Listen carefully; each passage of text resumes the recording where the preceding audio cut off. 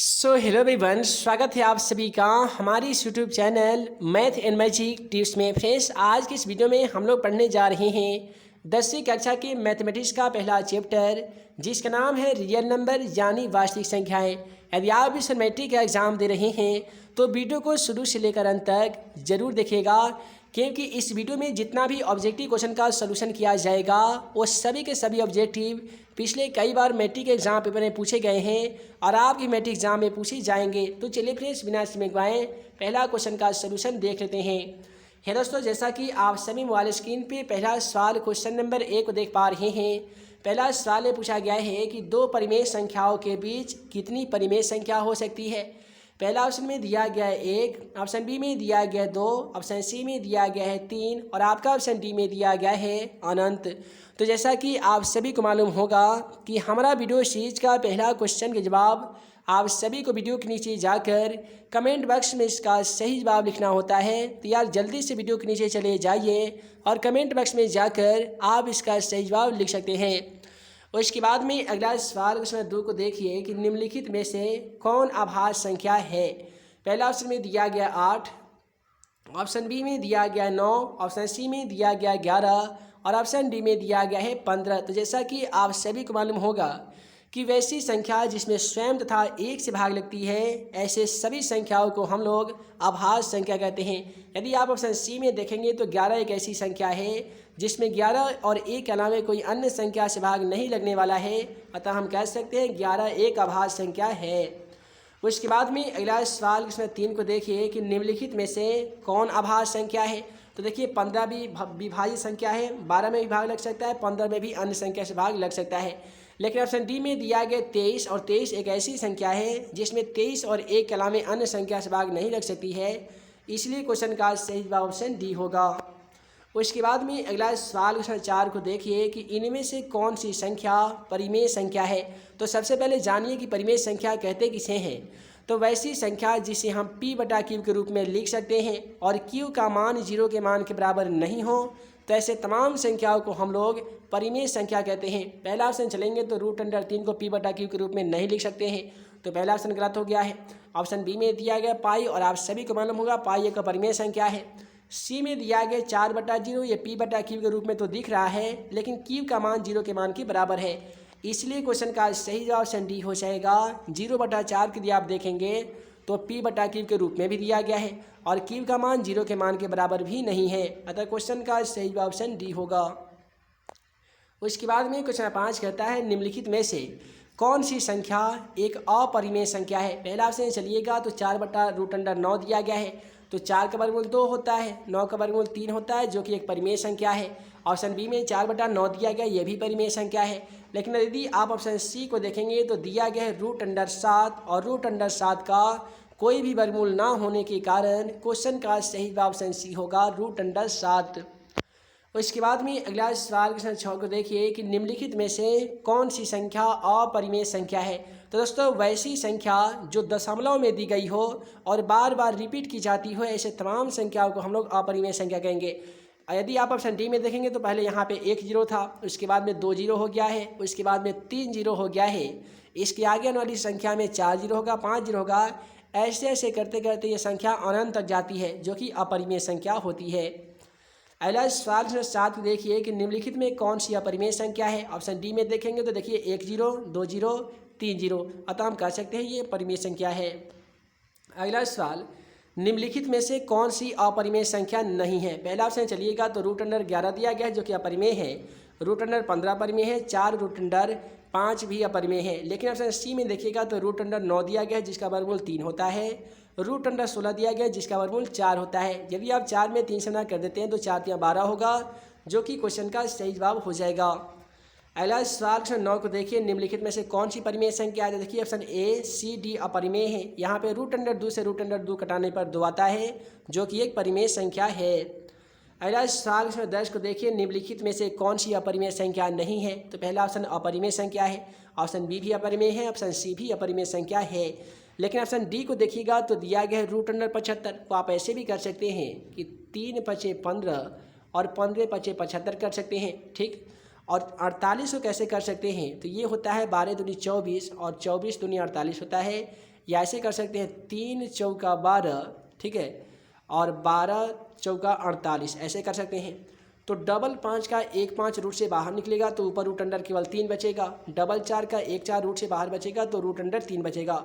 Root under 3 को root under 3 से घटा दीजिएगा तो 5/4 आएगा, जो कि एक परिमेय संख्या है। अतः क्वेश्चन का सही जवाब ऑप्शन डी होगा। उसके बाद में अगला सवाल यहाँ पे क्वेश्चन नंबर हम लोग 11 को देखने जा रहे हैं। अगला सवाल 11 कहता है कि निम्नलिखित में से कौन सी परिमेय संख्या है। पहला ऑप्शन में 49/64 दिया गया है। 49 का वर्गमूल 7 होता है, 64 का वर्गमूल 8 होता है, जो कि एक परिमेय संख्या है। अतः क्वेश्चन का सही जवाब ऑप्शन ए हो जाएगा।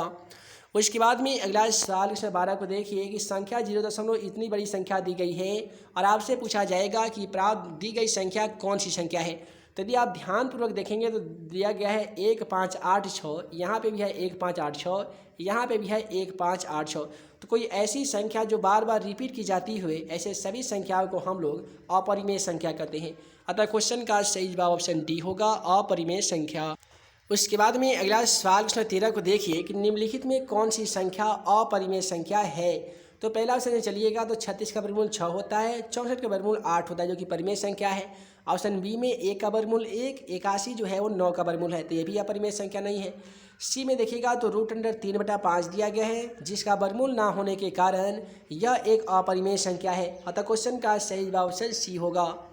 उसके बाद में है निम्नलिखित में से कौन सी संख्या परिमेय संख्या है। रूट अंडर 9 परिमेय संख्या है, 25 परिमेय संख्या, 49 भी परिमेय संख्या है। ऑप्शन बी में दिया गया रूट अंडर 20, रूट अंडर 20 का कोई भी वर्गमूल ना होने के कारण दी गई संख्या परिमेय संख्या है।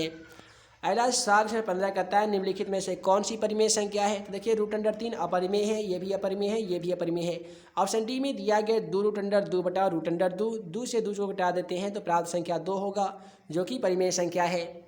अगला सवाल 16 में निम्नलिखित में से कौन सी परिमेय संख्या है।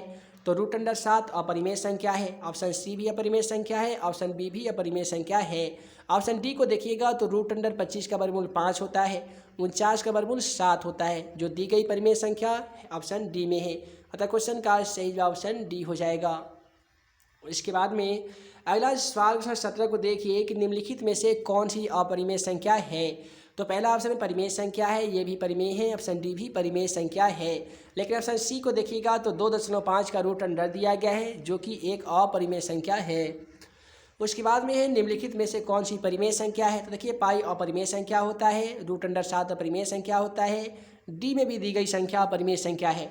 यदि आप ऑप्शन सी को देखेंगे तो रूट अंडर 16 दिया गया जिसका वर्गमूल 4 होता है, रूट अंडर 25 जिसका वर्गमूल 5 होता है, तो 4/5 क्वेश्चन का सही जवाब ऑप्शन सी होगा। उसके बाद में है कि निम्नलिखित में से कौन परिमेय संख्या है। तो दोस्तों परिमेय संख्या की बात करेंगे तो यहाँ पे देखिए ऑप्शन सी में दिया गया 2 रूट अंडर 3 बटा रूट अंडर 3, रूट अंडर 3 से रूट अंडर 3 को घटाने के बाद प्राप्त संख्या 2 होगा, जो कि परिमेय संख्या है। अगला सवाल 20 कहता है कि निम्नलिखित में से कौन सी परिमेय संख्या है। तो पहला ऑप्शन चलेंगे तो 49/64 दिया गया है, 49 के वर्गमूल 7, 64 के वर्गमूल 8, जो कि परिमेय संख्या है। अतः क्वेश्चन का सही जवाब ऑप्शन ए होगा। इसके बाद में 21 में कहता है किसी संख्या रेखा पर स्थित प्रत्येक बिंदु निरूपित करता है। तो दोस्तों किसी भी संख्या पर स्थित प्रत्येक बिंदु जो है एक अद्वितीय वास्तविक संख्या को निरूपित करता है, जो कि ऑप्शन ए में है। अतः क्वेश्चन का सही जवाब ऑप्शन ए हो जाएगा। अगला सवाल 22 कहता है कि 6/15 का दशमलव प्रसार क्या हो जाएगा। तो यहाँ भी 22 का सही जवाब ऑप्शन ए हो जाएगा, यानी 6/10। देखिए कैसे दशमलव प्रसार शांत होता है, कैसे अशांत होता है। तो किसी भी संख्या के अंश और हर होता है तो हर के गुणनखंड करते हैं, तो उसमें यदि 2 और 5 आता है तो प्राप्त संख्या का दशमलव प्रसार शांत कहलाता है, नहीं तो अशांत कहलाता है। तो देखिए इसे 3 दूनी 6, 3 पर 15 हो जाएगा, तो 3/5 हो जाएगा। तो हर में यहाँ पे 5 आ गया है, जिस कारण इसका दशमलव प्रसार शांत हो जाएगा। उसके बाद में किसका दशमलव प्रसार अशांत होगा। तो देखिए 18 दिया गया, 3 छक 18, ठीक है, या 3 तिहाई 9, 9 दूनी 18। तो इसका गुणनखंड हम लोग करें तो इसमें 3 आ गया है। यदि 3 नहीं आता, केवल 2 आता या 5 आता तो दशमलव प्रसार शांत हो जाता, लेकिन इसमें 3 आने के कारण ये अशांत होगा। बाकी के ऑप्शन बी और सी इसका जो दशमलव प्रसार है वो शांत हो जाएगा। इसके बाद में अगला सवाल यहाँ पे क्वेश्चन नंबर 24 को देखिए, कहता है कि निम्नलिखित में से कौन सी संख्या अशांत आवर्ती है। यहाँ पे अशांत आवर्ती की बात करेंगे तो देखिए ये भी आपका अशांत है, उसके बाद में ये शांत है और ये भी शांत है। लेकिन अशांत आवर्ती की बात करेंगे तो ऑप्शन सी में दिया गया 3/11। देखिए अशांत आवर्ती किसे कहते हैं, तो यदि हम 3 में 11 से भाग लगाएंगे, 3 में 11 से यदि भाग लगाएंगे तो दिन रात करके एक एक दिन प्रत्येक दिन भर यदि भाग हम लगाते रहेंगे तो इसका कोई भी अंत ना होगा। कोई ऐसी संख्या जिसे भाग लगाने पर कुछ हद के बाद समाप्त नहीं होती है तो उसे हम लोग अशांत आवर्ती कहते हैं, जो कि ऑप्शन सी में है। अतः क्वेश्चन का सही जवाब ऑप्शन सी होगा। अगला सवाल 25 को देखिए कि 3/2/7 गुने 5/4 का दशमलव प्रसार क्या होगा। यहाँ पे देखेंगे तो अंश का जो संख्या है वो 3 है, हर में 2 और 5 आने के कारण इसका दशमलव प्रसार शांत हो जाएगा। अगला सवाल 26 में 2 और 5 आने के कारण तो शांत हो जाता, लेकिन इसमें 3 आने के कारण इसका दशमलव प्रसार अशांत हो जाएगा। यानी क्वेश्चन 26 का जो बिल्कुल सही जवाब हो जाएगा वो अशांत आवर्ती हो जाएगा। अगला सवाल 27 नंबर को देखिए। 27 नंबर कहता क्या है कि 17/24 का दशमलव प्रसार क्या होगा। 24 गुणनखंड खींचिएगा तो 3 चौका 12। आप यहाँ पे ऐसा खींचिए 3 8 24 कर दीजिए। 8 गुणनखंड करने पर तो 2 तो आ ही जाएगा, लेकिन यहाँ पे 3 आने के कारण इसका दशमलव प्रसार अशांत हो जाएगा। अगला सवाल 28 कहता है 11/25 का दशमलव प्रसार क्या होगा। यदि हम 25 का देखिए यहाँ पे क्या करना होगा कि 11 में आपको 25 से भाग लगाना होगा। 1 जीरो रखिएगा तो 110 हो जाएगा, 25 चौका 100 हो जाएगा, फिर 10 आएगा, जीरो बैठाइए 0 और 25 चौका 100, यानी 0.4 चला रहा है भाग देने पर। यानी पूछा गया 11/25 का दशमलव प्रसार क्या होगा। तो यदि हम 11 में 25 से भाग लगा रहे हैं तो 0.44 आता है, जो कि इसका दशमलव प्रसार हो जाएगा। उसके बाद में है 29 में कहता है कि 11/15 का दशमलव प्रसार क्या होगा। तो यहाँ पे 11/15 का दशमलव प्रसार हमें बताना है, तो हम क्या करेंगे 15 गुणनखंड करेंगे तो 3 × 5 = 15 होगा। तो 5 तो आ ही गया शांत होने के लिए, लेकिन 3 आने के कारण इसका दशमलव प्रसार अब अशांत हो जाएगा। इसके बाद में क्वेश्चन 30 कहता है परिमेय संख्या 2 का क्यूब बटा 2 का क्यूब गुने 5 के स्क्वायर का दशमलव प्रसार क्या होगा। तो देखिए 2 और 5 आने के कारण इसका दशमलव प्रसार क्या हो जाएगा दोस्तों, तो शांत हो जाएगा। इसी प्रकार से अगला सवाल क्वेश्चन नंबर 31 को देखिए कि √2 कौन सी संख्या है। वैसी संख्या जो रूट के अंदर हो और उसका वर्गमूल नहीं होता हो, तो ऐसे सभी संख्या को हम लोग अपरिमेय संख्या कहते हैं। तो √2 का वर्गमूल ना होने के कारण अपरिमेय संख्या। √3 को देखिए इसका भी वर्गमूल नहीं होता है तो ये भी अपरिमेय संख्या। √4 को देखिए तो दोस्तों √4 का वर्गमूल 2 होता है, जिस कारण यह एक परिमेय संख्या है। अगला सवाल 34 को देखिए कि √5 है, तो दोस्तों √5 भी एक अपरिमेय संख्या है। अतः क्वेश्चन का सही जवाब ऑप्शन बी होगा। इसके बाद में है कि √8 है, तो दोस्तों √8 को हम लोग ऐसे लिखते हैं 2 दूनी 4 दूनी 8, डबल 2 का 1 2 रूट से बाहर निकलता है, तो ये प्राप्त संख्या 2√2 होता है, जो कि एक अपरिमेय संख्या है। अतः क्वेश्चन का सही जवाब ऑप्शन सी हो जाएगा। उसके बाद में अगला सवाल यहाँ पे क्वेश्चन नंबर 36 को देखिए 22/7 कौन सी संख्या है। तो दोस्तों 22/7 जो है वो पाई का मान होता है। यदि आपसे पूछा जाए पाई कौन सी संख्या तो अपरिमेय संख्या हो जाएगा, लेकिन पाई का मान 22/7 यदि पूछा जाए कौन सी संख्या है तो परिमेय संख्या हो जाएगा। उसके बाद में है कि दिया गया √15/3 कौन सी संख्या। तो देखिए 3 × 5 = 15, ये काटाने के बाद √5 आएगा, जो कि अपरिमेय संख्या हो जाएगा।